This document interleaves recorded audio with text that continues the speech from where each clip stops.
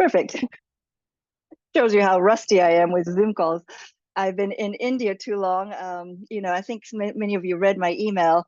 I'm coming out from a huge 2 months period of having experienced a terrible car accident. And so I already feel like I'm deep into the eclipse energy. And I was inspired to hold this call because there's so much of the energetics that I think that we as yoga practitioners and students of life need to understand about how to navigate big waves of change in our lives. And having kind of been thrust into it involuntarily, and through the dark night of my soul, really, I experimented a lot with my perception, with you know taking hold of the instruments I'm given as a human being to conceive a thought, and watching that thought turn into a state of being, and how that state of being impacted how reality unfolded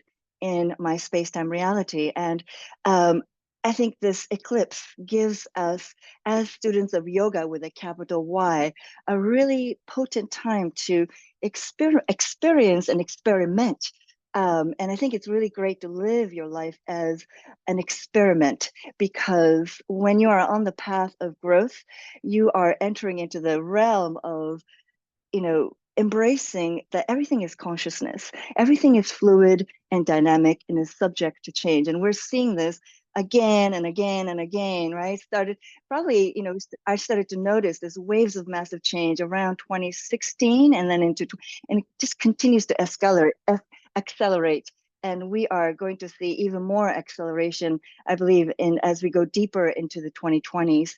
So, first I want to deliver to you, I think I want to structure this um, gathering, this satsang.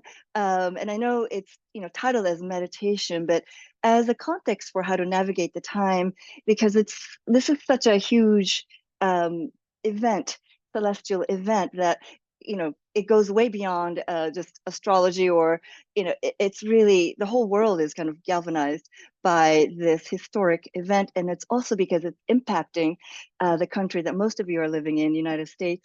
Most of you are maybe in the Americas, and maybe a few of you are in Europe or other parts of the world. But make no mistake, this is going to impact globally, the entire globe, but definitely in mundane astrology, especially the astrology that impacts political happenings and economics and all of that, it will impact the countries in the Americas the most.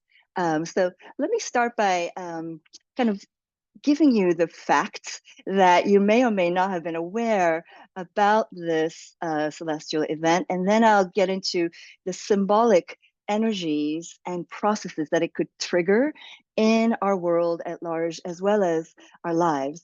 So because it has such a wide reaching, but it's always, as spiritual students, we want to know how it's going to impact immediately our personal lives.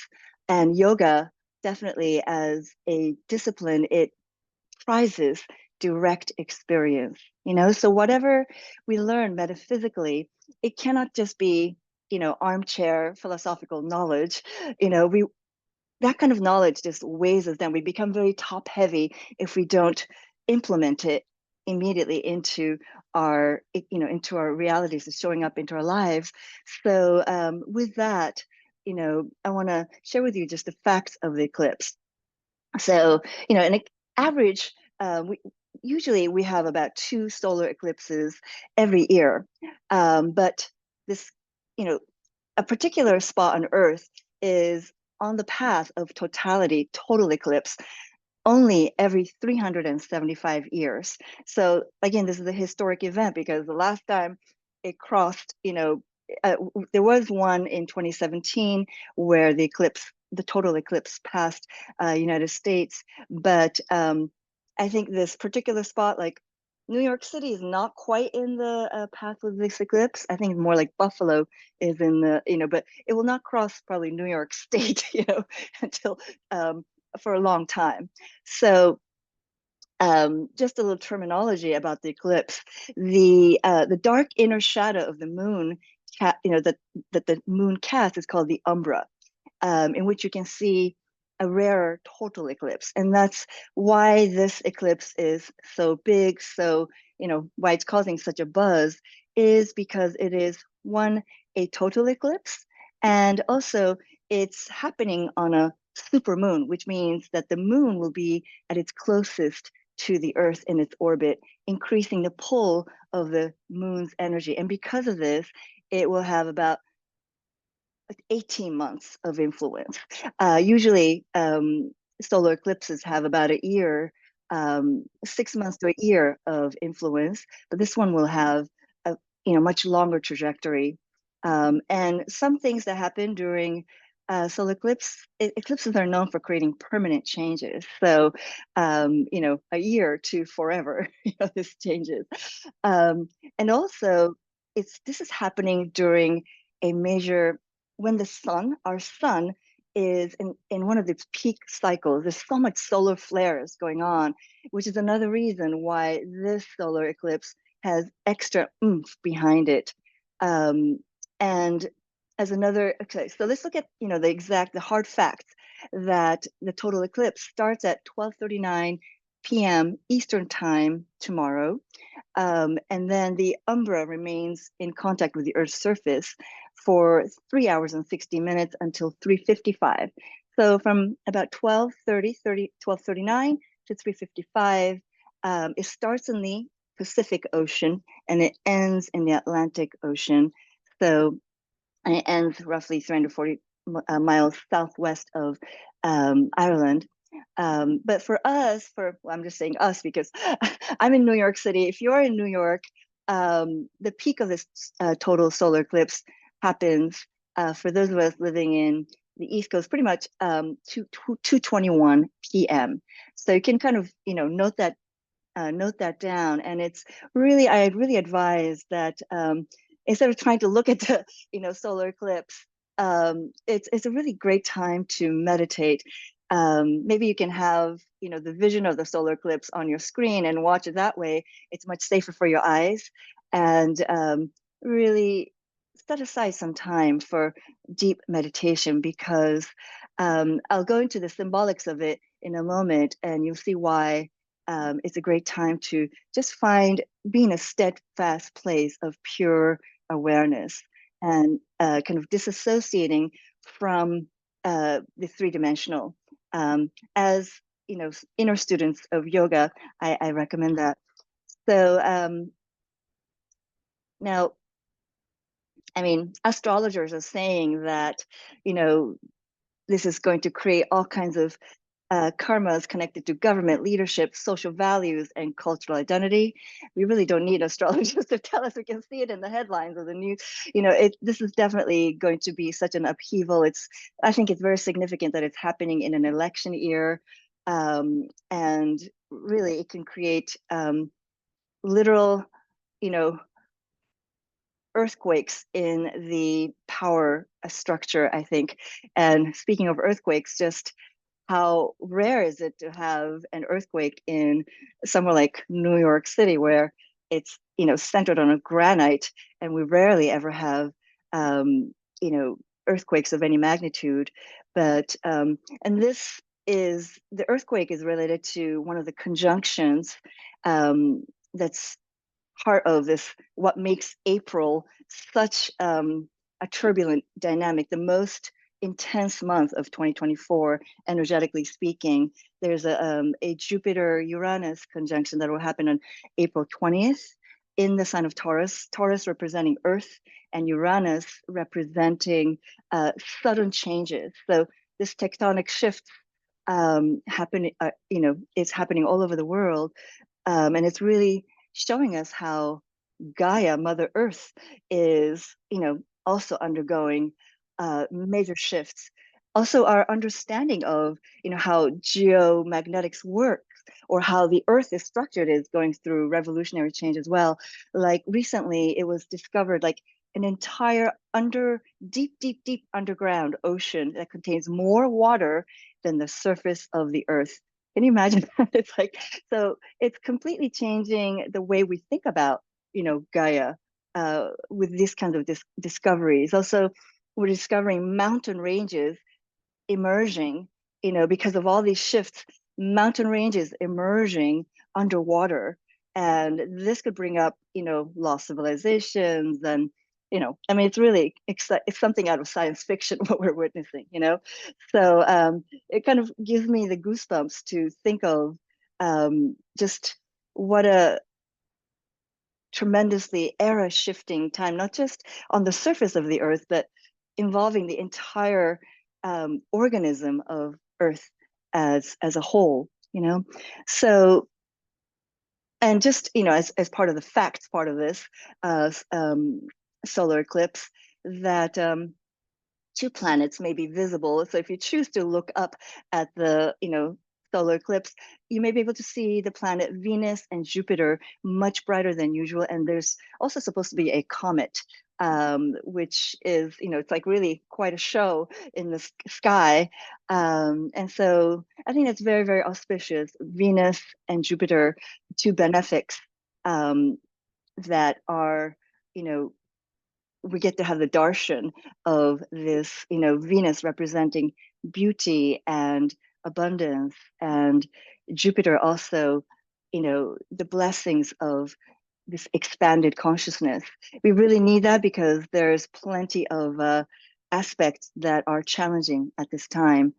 So let's go into the energetic and symbolic meaning behind this. And as I share this, I would love for you to just keep these questions as students of evolutionary science, such as yoga, any spiritual path that you're embracing. Like, how can I work with this on a personal level? How can I work with these energies to, ride this energy to a higher place? So, one of the things astrologically that makes this eclipse very, very powerful is the Saturn-Mars conjunction and the Jupiter-Uranus conjunction. So if any of these were happening alone, we could spend like an entire workshop in each of these, but they're all happening at the same time. So maybe it would help to, if I shared with you just like the picture of the, or the chart for this conjunction, for this eclipse. It may just give you an idea of like how the planets are arranged. Let me just try sharing the screen here. Okay. So you can see that, right?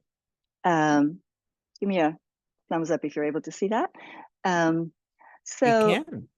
okay, great. So, just, even if you know nothing about astrology, it's like all these planets on one side of this one part of the sky.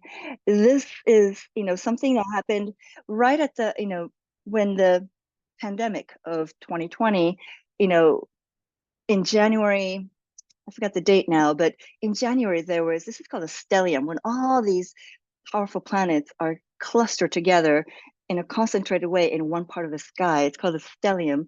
And it really heralds a massive shift, both in our personal lives as well as our, collective, world drama.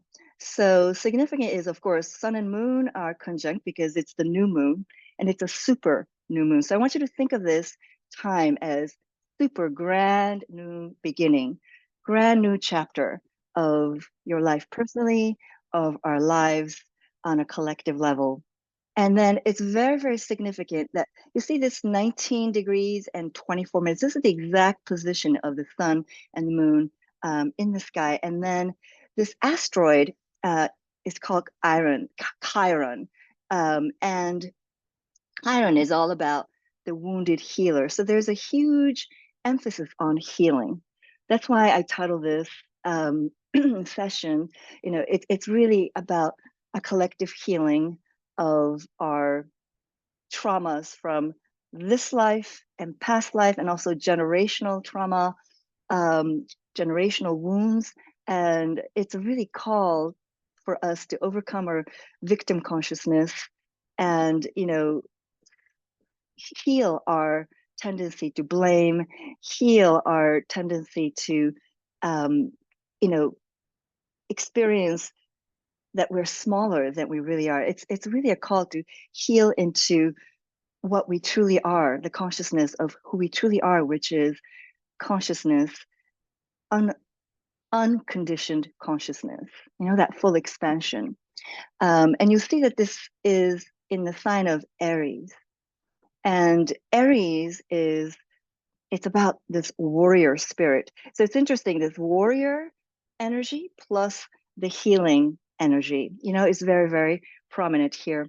So this is, I didn't mean this to be an astrological lesson. So I just wanted to just kind of share with you the image of really just all these energies of the planets, which represent different aspects of our consciousness concentrated in one place. So there's a huge emphasis on this initiation.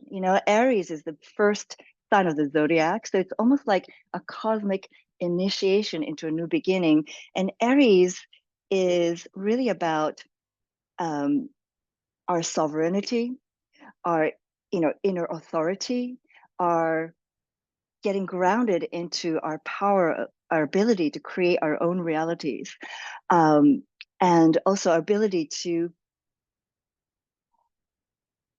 rebirth into a higher version of ourselves, our self-identity, right? It's a call to rise to a higher self-identity. And Aries always means it will require proactive effort.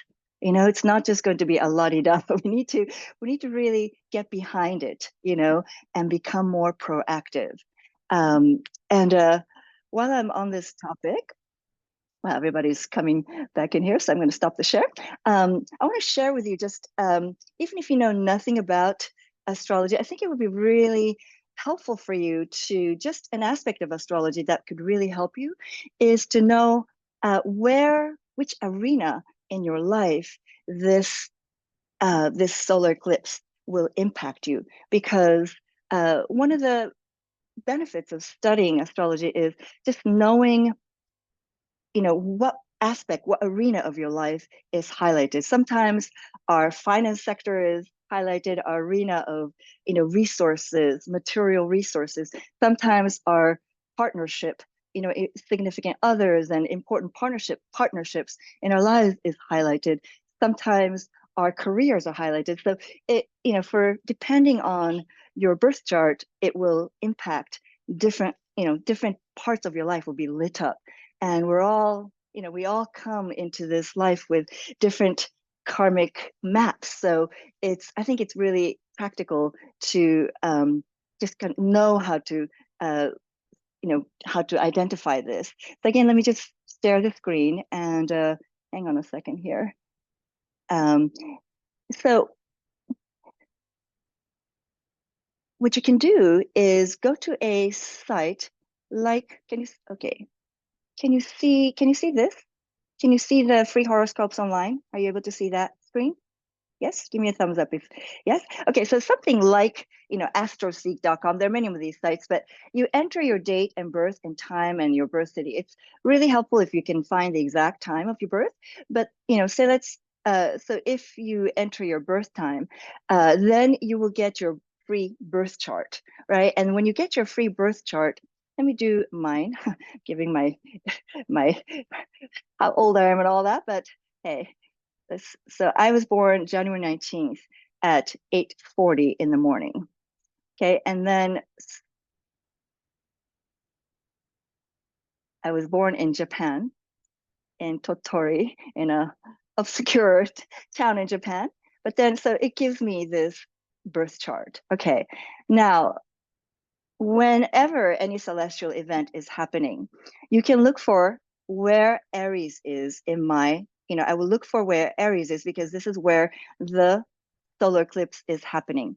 And an astrological chart, the Western astrological chart, you always read from left to right. I guess this is counterclockwise, right? So this is the first house. First house actually is first house, and then, sorry, this is first house, second house, third house, fourth house, fifth house, like that. Some charts, oops, sorry, some charts, show this a lot easier to read. So I will look at, where Aries at 19 degrees is. So each sign occupies 30 degrees, right? So I count, okay, this is 5, 10, 15, and then 1, 2, 3, 4. This is about the 19th. So I see it is hitting my second house. Okay, so it is 1, 2, 3, 4, 5, 6, 7, like all around the clock, right? So it's hitting my second house of my physical resources. So I'm going to have experienced a rebirth in this arena. So I better just, get my finances together, right? So for some of you, it may hit your relationship sector. Some of you, it will hit your career sector. But also there, like second house is also about your self-worth and, your feelings of intrinsic self-worth. So, it's also the Chiron is telling me that there is some healing needed in that arena.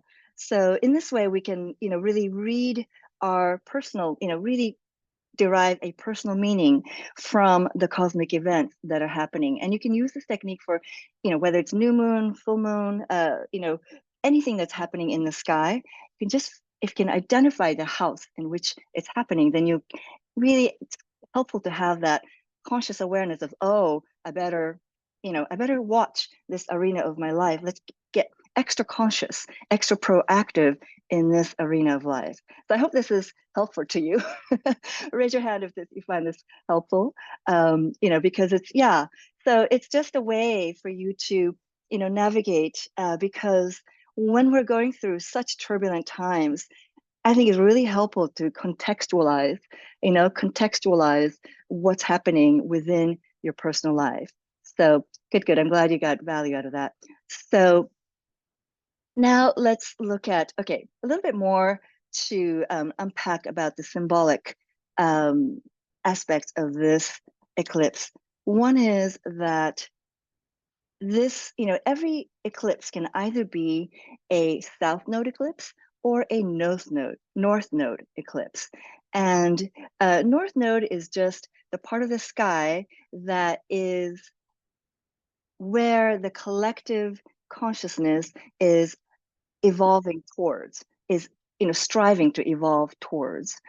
So this is a total solar eclipse in, it's a north node, which means it's all about where we're moving towards, right? When it's a south node eclipse, it can be about where we, our past, and there's a lot of reflection about that, moving away from that. But this is a north node solar eclipse, which is, I think, very positive.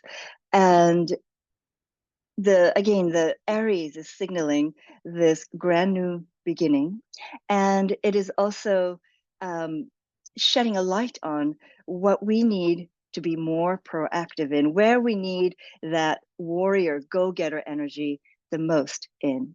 So, it's this, if we kind of read a little bit more into it, this Chiron conjunction, this wounded healer aspect of the solar eclipse, is pointing to the fact that the wounds are really related to the wounds that have shaped our identity. So just have a thought, kind of a reflection around that. I think it's something good to write down. What are the wounds that shaped who you have become? And as if we could amplify our healing around that, if we were to, increase the amount of consciousness we shed on the wounds, the old wounds, perhaps decades old, perhaps past lifetime, wounds, maybe even unconscious wounds. If we shone the light of consciousness on the unconscious wounds that have been shaping our reactions, shaping our, inner narratives, what could be possible if we could heal these wounds? And this is like a catalytic portal that is guiding us to take rebirth as higher versions of ourselves.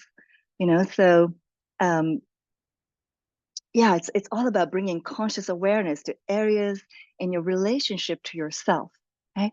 Aries is all about that relationship to yourself where you may have previously experienced a lack of awareness. Um, and so, meditation as well as journaling is really, really encouraged during this eclipse. Just kind of often we avoid wounds because they're painful. They're painful. We don't, it's usually the thing we avoid. And yet, so the eclipse is telling us, hey, it's time to switch the timeline on that. It's no longer going to do to avoid it, if you, especially if you want to, and there's an opportunity to make a quantum leap here, because especially a total solar eclipse is, to use the IT analogy, it's like, I guess the IT guys call this a power cycle. When you unplug from, when your internet gets slow and you unplug your modem from the power source. Have you done this?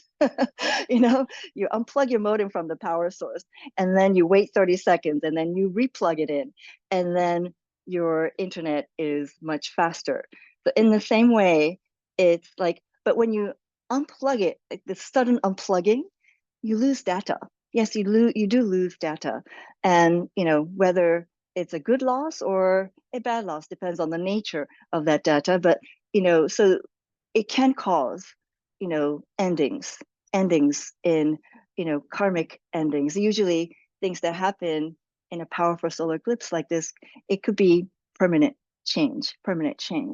But when you reconnect, there is an opportunity to, and this depending on how consciously you navigate this time, this ability to step into a higher timeline. It won't happen by default, right? This is why I think it's so important for students of yoga to be aware of these cosmic windows of time, because there are opportunities if we choose to really lean into it, step into it, and discern the karmic lessons that we're supposed to learn at this time, and embrace it as embrace it as like a life project. And that's what I did during this entire 2 month period when this terrible accident happened. At first it was like, you can all, it can trigger all, like, why me, why, but that why is very not productive.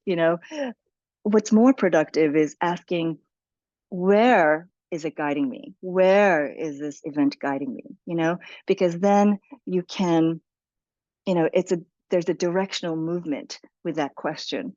And I realized it was guiding me towards deep investigation of how we, equipped as human beings as we are with the five senses, an ability to think, ideate, and ability to, imagine also, and to create certain states of being on demand.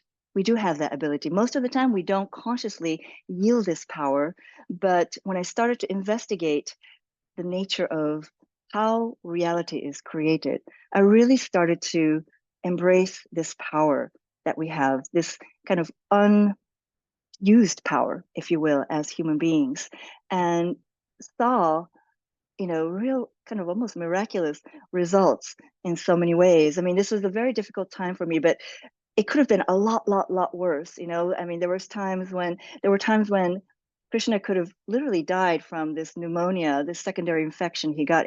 Got so bad, and he was in the ICU, and the infection was not going away with all the antibiotics, and I almost fell into a despair. And if I were just reacting to the occurrence in the, what's happening, what's showing up in the here now reality, and just kind of kept on looking at it and glued to that, I would have probably got very depressed or just negative reactions. But I decided that morning that I saw the sunrise. It was a beautiful sunrise. And I decided, I'm going to just kind of shut my eyes to what appears to be happening in my three-dimensional reality and choose to project, the reality that I wish to see, and I, envisioned, Krishna, my partner, playing his sitar on the stage, to standing ovation, ending his concert to standing ovation, and him standing up, because he had fractured legs. I saw him stand up with great strength and poise, and receive this accolade. And I kept like repeating this mental image. I was using my imagination, in his loving service to, and just basking in that moment of like how it felt when I heard the roaring applause, and this look on his face in my imagination. It's all happening in my imagination again. I just kind of play that movie over and over in my mind, and it really, and I allowed myself to kind of rise above the despaired state that I was in, and I went to the hospital, kind of, still playing this in my mind as I went. And when I arrived at the ICU, I the doctor was just there, and he had his pad. He's like, oh, finally, the fever is going down. Now he's well enough to shift him out of the ICU into the regular ward. And that was the day that, he was able to make, his recovery from this pneumonia that had really spread to like almost half of his left lung. And so, who knows if this is what caused it, but it's, it's worth experimenting, living your life. So I want to shift into that yogic application, how we can kind of frame all this um, from the yogic perspective. And so just, when we look at the word yoga, you know, and the whole world has embraced yoga as mostly the asana practice. That's what most people think of when we say, yoga. But original word, of yoga, I think most of your students of, if you looked into what the word yoga means, it means union. It means union is possible. When union happens, that means there is consciousness and nothing but consciousness. So there is no me and you. It is the object-subject relationship. That divide is dissolved, and there is only consciousness. So, if you go to the highest state of yoga, the highest state of yoga is known as samadhi, and that word literally means the ability to hold equality consciousness, permanently while operating in the world. So that means, you and I, you are me and I am you. You are me and I am you. God is not out there. God is within, and I and God are one. So, often I do this before teaching a class, is to really envision that there's no difference between the people taking the class and myself. And there's oneness. Um, and it's, in the beginning, it's very lofty, kind of ethereal, theoretical idea. It's just an idea, and just say, okay, we say, oh, oneness, okay, we got it. But then when you experience, so how do we make that oneness into our direct personal experience? It takes with that warrior energy, delving deep into going face to face with Maya, the illusion, because Maya is a very powerful force. This feeling that we are separate, this feeling that we are all, strangers, we have nothing to do with each other. This individuality is very strongly ingrained in us. Survival is very strongly ingrained in us. So we're all mired in Maya. That word Maya sounds like mired, right? We're all entrenched in Maya, this, seeing the polarity. We're friends with some people, we have some people we hate, some people we love. And like this, this is the human drama, but if we can give ourselves at least moments within the day of tuning into that sense of oneness. My consciousness and your consciousness are not similar. It's actually one, right? It's the same consciousness. Just contemplate that for a moment. It's same consciousness. And so when something, so the world, you can say the world is you pushed out, we can say. The world outside is consciousness, the same consciousness that is operating through this body, pushed out, externalized. You know, consciousness is what you see, consciousness is what is seen. The seer and the seen are one. Right? That's the meaning of yoga. The seer and the seen are one. And it is more empowering to identify with the seer. I would never become the seen. When you become the seen, you shrink into identifying with your body, with its personality, with its quirks, with its limiting paradigms. But, you know, if we can remain the seer, the eternal seer, the witness of everything, and see that everything that's unfolding in your life is like this karmic movie playing out, you know? And I think this is actually a very useful perspective to navigate this this eclipse time of, as we watch the dramas unfold one after the other, to find that place where, to find that dimension of us that is not affected by anything, no matter how personally it may affect, you know, it may seem, you know, dramatic, it is affecting your life. I had to practice this over and over again during this entire episode of the, you know, the accident, just becoming the seer. And when you are the seer, you are in a blissful place. When you're the seer, you are in a place of purity, and you're not seeing through your kind of limiting narratives, you know? So we have three tremendous powers given to us by life, right? Our conscious mind, our subconscious mind, and our superconscious mind, right? So there is a kind of a yin and yang, male-female relationship between the conscious mind and the subconscious mind. And one of the great, you know, ancient teachings of yoga is how to purify the subconscious through the conscious, you know, how to purify, how to cleanse the subconscious of all this, you know, limiting belief systems through the use of our conscious mind. Practices like mantra repetition. We repeat the mantra with our conscious mind. We put the conscious mind on the track.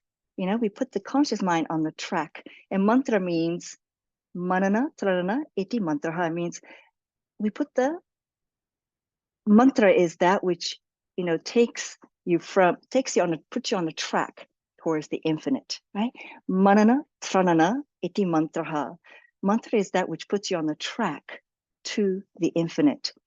So by repeating this potent syllables of the mantra over and over and over again, when you do this, you'll see that, you know, all kinds of thoughts begin to surface from the mind. It's kind of like you're scrubbing the pot. In the beginning, all the dirt comes up, all that, you know, the muck comes up. But the mantra has like, it creates a friction, a divine friction, the fire of yoga is kindled by the repetition of mantra. And it starts to digest and burn up the seeds of previous conditioning, you know? So one of the most potent practices during this eclipse I recommend is repeating the mantra. If you have a mantra that, you know, if you have a guru and your guru gave you a particular mantra, repeat that mantra. You can, a very, very universal, potent mantra is Om Namah Shivaya, you know, Om Namah Shivaya. I'll put it in the chat so you can, you know, because Namah Shivaya. Yeah. So we can start our autocorrect, sorry, Shivaya. So I'm sorry, so it's not posting. Okay, there we go. Oh, I see. We're doing, okay. Okay, there we go. So yeah, so definitely sit down in meditation during the height of the eclipse and hold on, keep your mind steady on a single pure uplifting thought. That's one suggestion, right? During the eclipse. Another suggestion is what I did. So there's 3 steps, right? 3 steps, especially for manifestation. 3 steps to manifesting a higher timeline, right? How to navigate this time. So first ingredient is really to have a burning desire for upliftment, for evolution, for moksha, for liberation. Having a, where in your life do you have a burning desire for change? Spend some time contemplating this, right? Where is my heart's desire centered right now? Is it around, manifesting a love in your life? Is it around, a compatible, spiritual partner that you can walk this life with? Some of us have that burning desire. Is it around abundance, manifesting greater material, emotional, spiritual abundance in your life? Is it about a clarity, getting clarity around a certain issue? So where is that burning desire in your life? Right? That's step number 1. And then step number 2 is, it comes right from the Bible. Uh, you know, be still and know that you are God. Be still and know that you are God. If you don't like the word God, substitute divine, you know, be still and know that you are divine. We resist this thought so much. The ego resists this thought so much. The ego thinks, oh, I have this nasty habit. Well, I smoke. I can't be divine. I've done this. I've done that. I'm guilty of all these things. How can I be divine? And so what this eclipse, especially around identity, is signaling is not just to birth a new version of ourselves, but it's also to shift the center of our identity. Where is the center of gravity of your identity? And related to this, I want to just share with you a little visual as well, if you can bear with me for a moment. All right, here we go. So in, yoga of personal development, can y'all see this? Can y'all see this visual?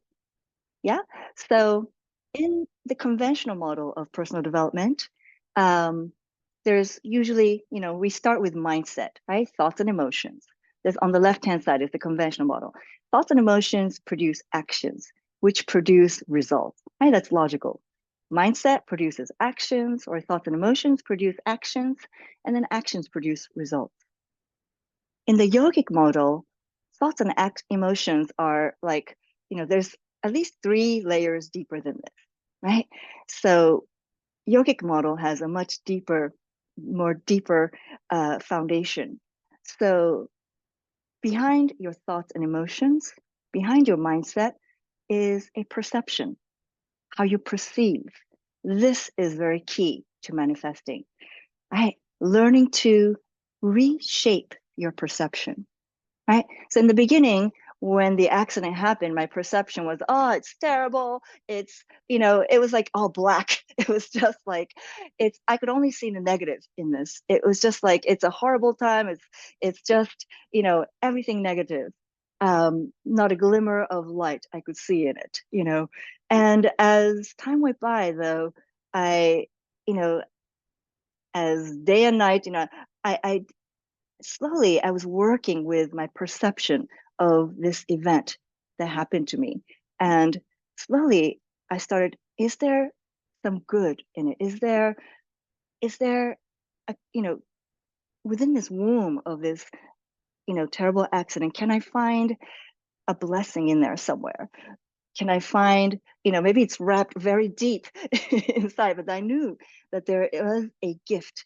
There was a gem hidden deep inside this very dark incident that happened in my life. And through the willingness, to work with my perception, I unlocked the possibility for a higher timeline, and I found my resourcefulness within that. So perception, right? And then what shapes perception is your identity. Who are you, right? Who am I? The eternal question, but who am I? And then behind the identity is pure, unconditioned consciousness, right? Awareness is unconditioned consciousness. When I say consciousness, there's conditioned consciousness and there's unconditioned consciousness. Conditioned consciousness is the human consciousness.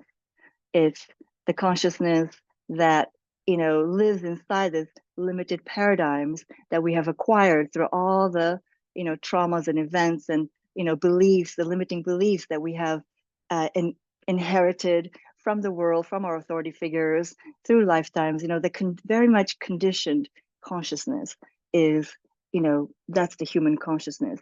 But unconditioned consciousness, well, anything is possible, right? Unconditioned consciousness is literally God, right? So this is what we're talking about when we say union. When we say union in yoga, it's the unconditioned consciousness. We have to return to the unconditioned consciousness, which is the purest of nothingness, right? The deepest part of nothingness. That's why, like in Zen, it's like this Maha Shunya, the great void, right? In the great void, you contact pure, unconditioned consciousness. And that is the source of everything, So let me stop the share here. So when I was explaining manifestation, right? So first step is to have a deep, burning desire for evolution and upliftment, and really identifying that. The second step is be still. Let your body become still. Let your mind become still. Work on mastering this, just to be able to sit still, just to have a quiet mind. A whole physical practice of yoga, all the asanas, all the practices of yoga is just so you can sit still with a still body and a still mind. Every type of yoga, right? Every type of yoga, from Kundalini to, all the branded yogas, to the classic yoga, Iyengar yoga, Kundalini yoga, there's this yoga, that yoga, all the yogas are just so we can sit still with a still mind. And what's possible when you still your mind? You can take hold of your human faculties like they're your greatest assets and tools. So right now, for most of us, our human faculties, we're often the victim of them. We can't stop the mind. They keep thinking thoughts we don't want to think. The senses are going everywhere, and we haven't mastered our senses. We haven't mastered our imagination. We haven't mastered our thinking mind, right? And so I think this eclipse is also a call for us, to become masters of this human, sophisticated mechanism that we've been endowed with, to really wield it like, a master, technology person can, just use that instrument, like the most high-tech computer, really using it like a tool, like a great tool, not like it's our enemy, not like we are its slave. So when you become still, you become poised, you become the lord of your own inner being, all these realms, and then you start to learn to discipline your imagination, learn to discipline your imagination. So for manifestation, this is absolutely important.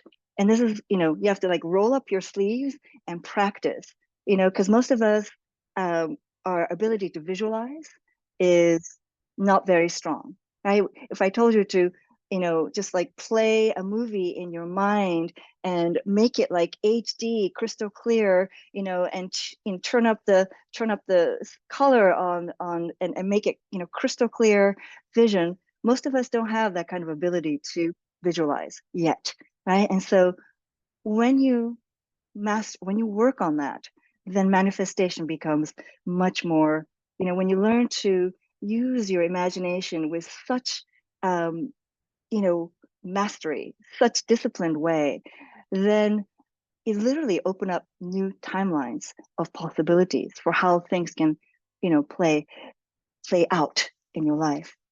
Because more and more, the physicists are discovering like every particle in space appears to be nothing, but nothing is a source of everything, right? So, in meditation, you will start to see these tiny scintillating dots, like blue, electric blue dots. These are particles of consciousness. And every particle of consciousness, it can take you to completely, it opens up a channel into different time space reality. And what navigates you into specific time space reality is the frequency of your thought and feeling state. That's it. So if we learn how to stabilize ourselves in a certain space time, in a certain thought, emotion frequency, and hold it, hold it like a master musician can hold a note, and we can open up a different timeline for ourselves. So I urge you to experiment with this, and I'm working on creating a course to help us really master our inner psychic instruments, because we're really and I think as we progress more and more into the 2020s, there's going to be like almost different species of humans. um, I think one of the things that I heard a person channel was that in different highly evolved civilizations, human beings had 24 chromosomes.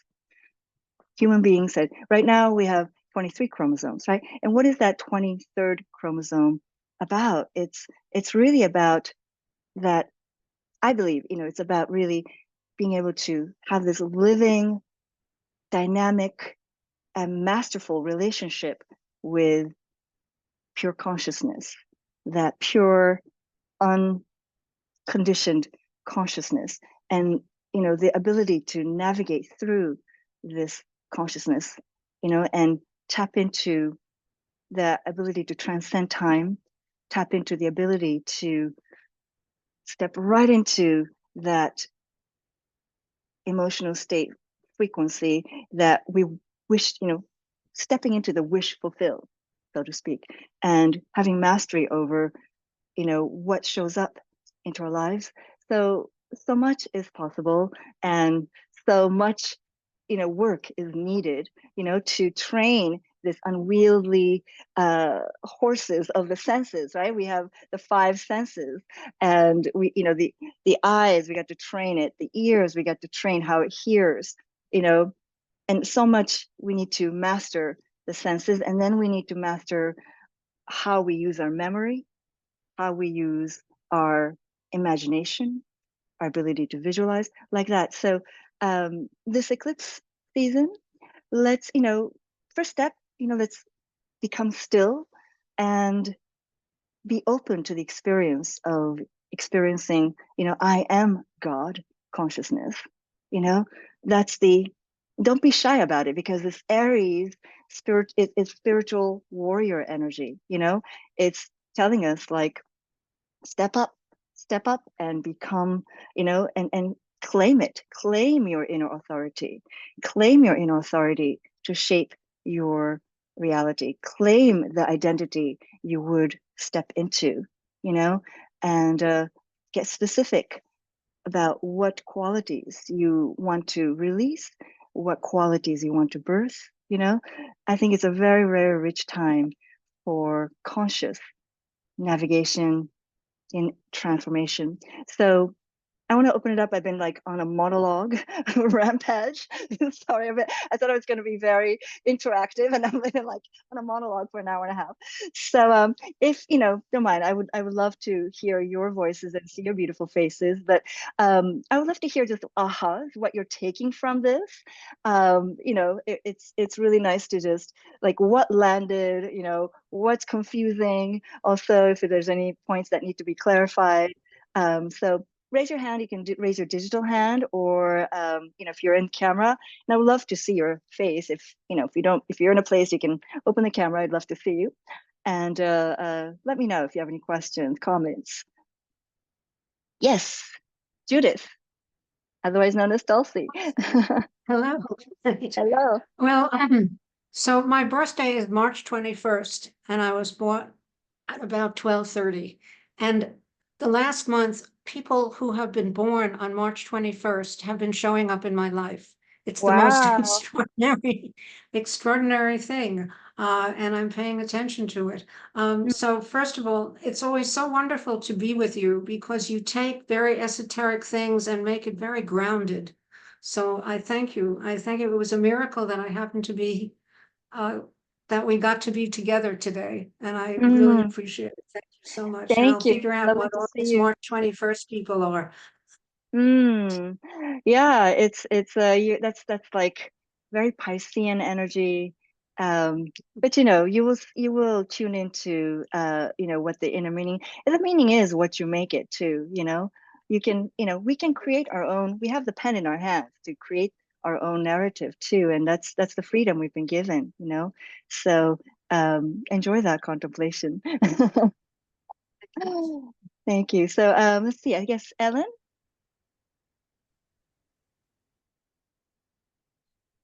Yes, I'm Yes. also feeling very fortunate to be here. And a lot of people talk about manifesting, but I agree with Judith that, you know, this idea, I mean, it's three steps to get there. I'm not sure I totally got the third one, except I think it has to do with disciplining my Oh, okay. mind, my The third one, emotions. thank you for reminding. Okay, so let me just like crystallize it with this sentence. Third one Okay. is entering the state of the wish fulfilled. Consciously Okay. entering the state of the wish fulfilled. And it's going to feel weird at first. It's going to be like, oh, this feels delusional. Like, you know, I mean, it's like, it's going to feel like very not normal reaction to things. Like, it was not normal for me to have Krishna at the brink of death and then be like, oh, you know, he's ending his concert and, you know, just all this, you know, gratitude. And it was not a normal state to be in. But I conjured it. I conjured that state because I knew that my state of being was where reality was unfolding from, you know, because consciousness is God, and in that moment I am God, you know. And that's not speaking from ego. See, when you say I am God, it's like we're raised in a culture where it's like that raises eyebrows, and that's like you're so full of yourself and it's blasphemous,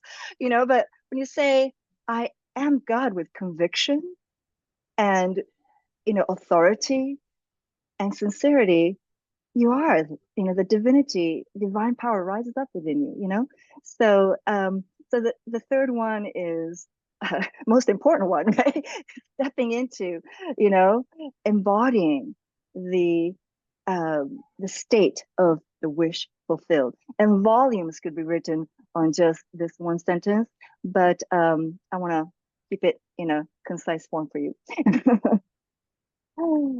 So, William, you have your hand raised. So I would love Hello, to. Marie. Hello, Mariko. Hello, So good to see you, and I'm glad that you and Krishna are on the path to recovery. And that was Thank you. just unbelievable when Doris and I read the email. And we're down in Costa Rica, and we doing some meditation work and some Beautiful. visioning work, and I asked the shaman to bless a piece of jewelry I have that represented you and Krishna, because I didn't have a photo of you, which they used, but I used a Oh, piece of thank my you. jewelry, and I asked the shaman to bless it, and he did. And so there's a lot of healing happening, and there's no Thank you. coincidence that the solar eclipse is happening, and that there's a big shift in energy, and I'm really in it, and I'm struggling. Hmm. And I just did a very intense week of plant medicine, meditation, breath work, all super duper. And I had so many great insights. Hmm. And, one of the things you talked about in the pyramid is your identity. And one of the sayings here is, who have I become? Hmm. And I was able to see who that person is, and also who I want to be when I merge my soul and self together. But I continuously have physical pain where my emotions are locked up. Hmm. And I did this great week, but I am just so off center that I'm like, I can't believe that I've worked so hard all week to really shift. But the universe is telling me you still have a long way to go. And I'm Hmm. accepting of that. It's just difficult. It's just difficult. So I really welcomed hearing you today. You're a healing person, and you have wonderful energy coming all the way down here to Costa Rica. And I just wanted to send you my love and thanks. Thank you, William. And also try, live life as an experiment and try. So what if, so one of the great questions to elicit the state of the wish fulfilled is like, if, and you got to make it very immediate, urgent, like now, like do this before you go to bed tonight, perhaps, ask yourself this 3 times. And each time you try to amp up this emotional state that it conjures. Like, if right now, right here, how would I feel if I was completely healed? And, I was so because, that's one of the paradigms that we have from our belief is like, I've got a long work, I got to figure this out and figure that out, and I got a long way to go. But what if it's possible? It's like playing that kind of what if game of like, what if it were, how would I feel right now if I were completely healed and completely devoid of any pain whatsoever, and my body was just flowing, like a superconductor of this cosmic energy. What, and just asking yourself, what if, and just opening that probability up, you know, open up the problem. So when you conjure the state, step into the state of the wish fulfilled, you're going all the way to the end, all the way to the end of what you would like, to the end of the manifestation that you desire, the end result that you desire. And then you're collapsing space-time and you're going, what if this were possible now? And you're kind of like, forcing your nervous system to kind of create this high frequency state within yourself. And this can really accelerate, you know, this can really accelerate, and do it 3 times, as I said. First, ask yourself, you know, how would I feel right now if I was completely healed? And then wait, give it a pause and allow that feeling to surface. You'll start to feel a glimmer. And then ask yourself again, with intention to like double, triple, like 10x that feeling. Like, how would I feel right now if I were completely healed? How would I feel in my body? How would I feel in my emotions? What would my emotional state be? And just really experiment with merging with that state. And then Thank you. again, third time. And then it's like really, really until this feeling state becomes so dominant a vibration within you. So this is really, we don't do this. We don't do this. We kind of think of manifestation as something far away, and then we're like trying to do affirmations and things, but we're not doing it with that intensity, right? This Aries is all about that intensity and effort and amplified, you know. So put some fire energy into it, Put and some like the fire, light, light the fire. yeah, light the fire under your intention to heal. Light the fire under your intention. And, it takes intensity. This eclipse is intense. And so you can get intense about manifesting in a positive way. to override any negative impact, So I hope that helps for you and for everybody who is, in trying to manifest things. So thank you so much. my Thank you. pleasure.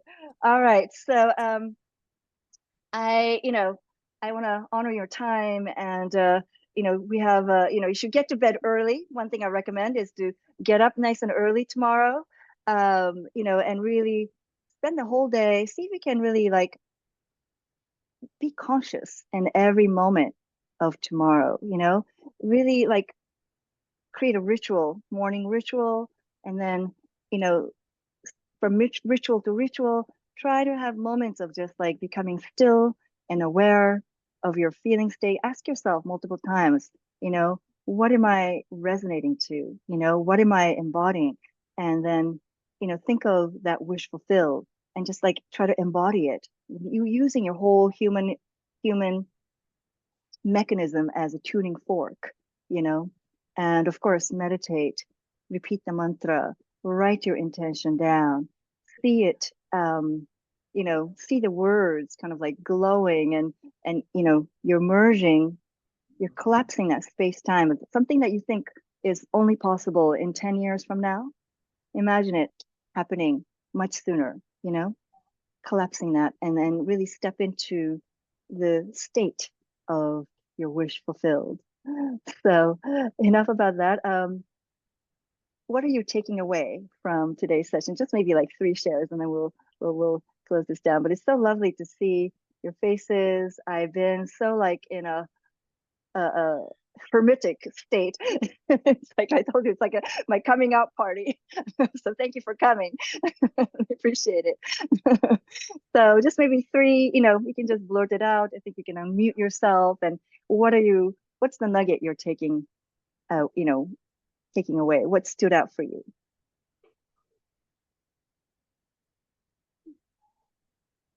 Don't be shy. Great inspiration. It can happen now. It can happen now. Right. Yes, the power of the Doesn't have now. to wait. The possibility of it happening now. Fabulous. Personal power. Personal power and authority and sovereignty. Beautiful. Yeah. Beautiful. Last, embodying now what I am creating. Yes, embodying now. That is big. That is big, because Aries is about this personal self. It's about this personal self. And wonderful. Last share. Yes, Padma. Hi. Intensity. Intensity. Oh yeah.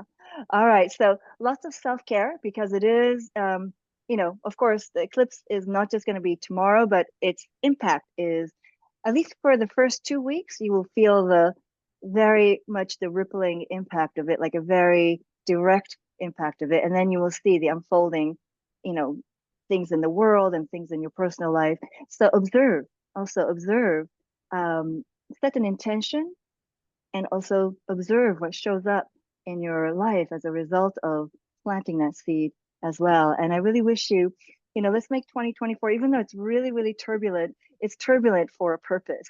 So let's keep that in mind, and things that seem to be negative. One thing my guru told me is, it's like a mantra in my tattoo to my brain: make it divine. Learn to reshape your perceptions and make it divine. So it's like, even this accident, it's like, I can make it divine and see, I do see so much growth and things that it is unfolding out of myself that would never have been possible if it weren't something dire like this, So make your perception divine, reshape it. We have habitual ways of seeing and judging through old filters, See if you can reshape those filters so we can see the divinity in what you're experiencing, whether it would be conventionally called negative or positive. Make it divine. What appears to be negative can hold great blessing. The greatest growth is often held in those difficult things. So make your perception divine. That's our work. That's our work on the spiritual path. So on that note, I want to wish you all really a really sacred, powerful, catalytic, transformational, solar eclipse and beyond. I'm really honored to have you in my circle. Thank you for sharing your time, your presence, your energy with me. I'm truly honored, and I'm really excited to cross this bridge, right? Cross this powerful bridge with you, and we'll continue to, share this journey together. So, in Visionary Yoga, we end with a swaha. So, we just bring your hands together like this, and you just kind of gather your cosmic power into your hands, and then you just churn it, and then we clap 3 times, and then we go swaha. Go 1, 2, 3, swaha. And this is celebrating who you've become. Okay, second swaha. 1, 2, 3, swaha. And this is for you. It's for you that we're bearing witness to each other's growth and transformation. And last swaha is for the universe. 1, 2, 3, swaha. Universe, Swaha. bring it on. Bring on abundance. Swaha. Bring on positive transformation. Bring on personal power, right? Bring on manifestation.